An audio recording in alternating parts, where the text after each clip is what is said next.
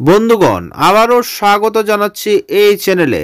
আজকের ভিডিওতে পেয়ে যাবেন ঈশ্বরচন্দ্র বিদ্যাসাগর সম্পর্কিত কিছু গুরুত্বপূর্ণ প্রশ্নোত্তর, যা আসন্ন টেট 1 এবং টেট 2 পরীক্ষার জন্য খুবই গুরুত্বপূর্ণ, সেই সঙ্গে অন্যান্য পরীক্ষার জন্য খুবই গুরুত্বপূর্ণ।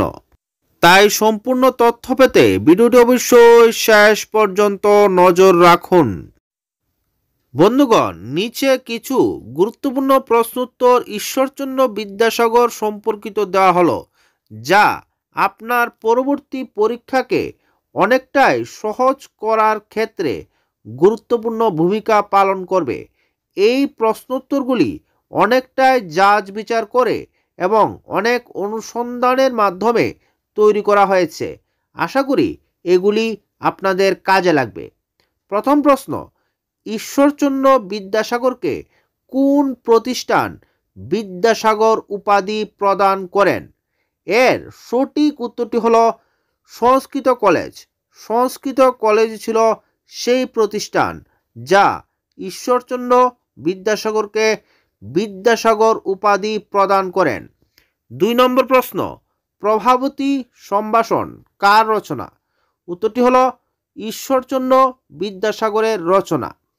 3 নম্বর প্রশ্ন, ঈশ্বরচন্দ্র বিদ্যাসাগরের ভ্রান্তিবিলাস কোন নাটকের গদ্যানুবাদ?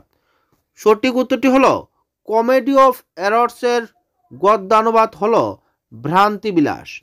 4 নম্বর প্রশ্ন, ঈশ্বরচন্দ্র বিদ্যাসাগর কোন শতকের মানুষ? এর সঠিক উত্তরটি হবে 19 শতকের মানুষ।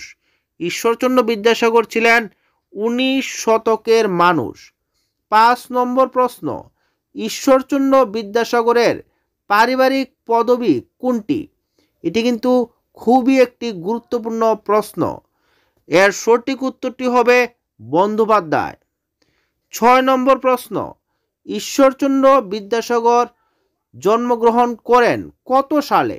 এর সঠিক উত্তর হবে 1820 সালে। 6 নম্বর প্রশ্ন, দীনবন্ধু মিত্রের কোন নাটকের অভিনয় দেখতে এসে ঈশ্বরচন্দ্র বিদ্যাসাগর মঞ্চে জুতো ছুঁড়ে মেরেছিলেন? এর সঠিক উত্তরটি হবে নীল দর্পণ নাটক। হ্যাঁ বন্ধুগণ, বিশ্ববিখ্যাত নীল দর্পণ নাটকের অভিনয় দেখতে এসে ঈশ্বরচন্দ্র বিদ্যাসাগর জুতো ছুঁড়ে মেরেছিলেন। 7 নম্বর প্রশ্ন, শকুন্তলা কে অনুবাদ করেন? সঠিক উত্তরটি হবে ঈশ্বরচন্দ্র বিদ্যাসাগর। 8 নম্বর প্রশ্ন, বাংলা ভাষায় সর্বপ্রথম জ্যোতিচিহ্নের প্রচলন করেন কে? এর সঠিক উত্তরটি হলো ঈশ্বরচন্দ্র বিদ্যাসাগরই ছিলেন সেই মহান মনীষী যিনি বাংলা ভাষায় প্রথম জ্যোতিচিহ্নের প্রচলন করেছিলেন, যা আমরা আজ ব্যবহার করছি। 9 নম্বর প্রশ্ন, বিধবা বিবাহ আইন কত সালে পাশ হয়? এর সঠিক উত্তরটি হবে 1856 সালে ভারতবর্ষের মধ্যে বিধবা বিবাহ আইন প্রচলন হয়েছিল। 10 নম্বর প্রশ্ন, বাংলা ভাষায় প্রথম গল্পধর্মী বই কোনটি? এর সঠিক উত্তরটি হলো বাংলা ভাষায় প্রথম গল্পধর্মী বই হলো বেতাল পঞ্চবিংশতি। 11 নম্বর প্রশ্ন, বাংলা গদ্যের জনক কে? বা এই প্রশ্নটা কিন্তু আরেক ধরনের আসতে পারে যে বাংলা গদ্যের জনক কাকে বলা হয়? সঠিক উত্তরটি হবে ঈশ্বরচন্দ্র বিদ্যাসাগর। 12 নম্বর প্রশ্ন, কোনটি ঈশ্বরচন্দ্র বিদ্যাসাগরের আত্মজীবনী? এর সঠিক উত্তর হলো আত্মচরিত। আত্মচরিত হলো ঈশ্বরচন্দ্র বিদ্যাসাগরের আত্মচরিতমূলক গ্রন্থ বা তার জীবনীমূলক গ্রন্থ। বাংলা ভাষায় বিরাম চিহ্নের ব্যবহার কোন সাল থেকে শুরু হয়? খুবই ইম্পর্টেন্ট একটি প্রশ্ন এটি। এটার সঠিক উত্তর হলো 1847 খ্রিস্টাব্দের পর থেকে ঈশ্বরচন্দ্র বিদ্যাসাগরের মাধ্যমে কিন্তু বাংলা ভাষায় বিরাম চিহ্নের ব্যবহার শুরু হয়ে গিয়েছিল? 14 নম্বর প্রশ্ন, হিন্দু সমাজে বিধবা বিবাহের প্রবর্তক কাকে বলা হয়? সঠিক উত্তরটি হলো ঈশ্বরচন্দ্র বিদ্যাসাগরকে। 15 নম্বর প্রশ্ন, বাংলা গদ্য সাহিত্যে প্রথম শোকগাথা কোনটি? এর সঠিক উত্তরটি হলো ঈশ্বরচন্দ্র বিদ্যাসাগরের প্রভাবতী সম্ভাষণ। 16 নম্বর প্রশ্ন, ঈশ্বরচন্দ্র বিদ্যাসাগরের পারিবারিক নাম কি ছিল? সঠিক উত্তরটি হলো তার পারিবারিক নাম ছিল ঈশ্বরচন্দ্র বন্দ্যোপাধ্যায়। 17 নম্বর প্রশ্ন, ঈশ্বরচন্দ্র বিদ্যাসাগরের ভ্রান্তিবিলাস কোন ধরনের রচনা?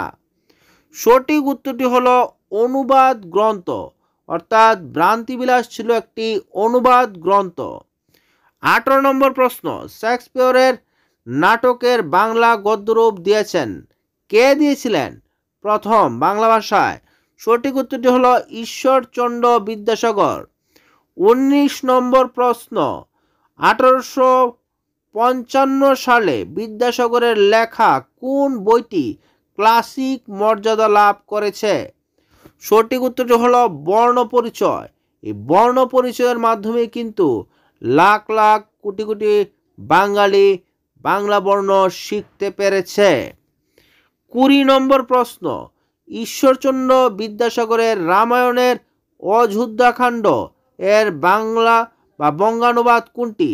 উত্তর হবে, সঠিক উত্তর হলো ঋজু পাঠ, দ্বিতীয় ভাগ।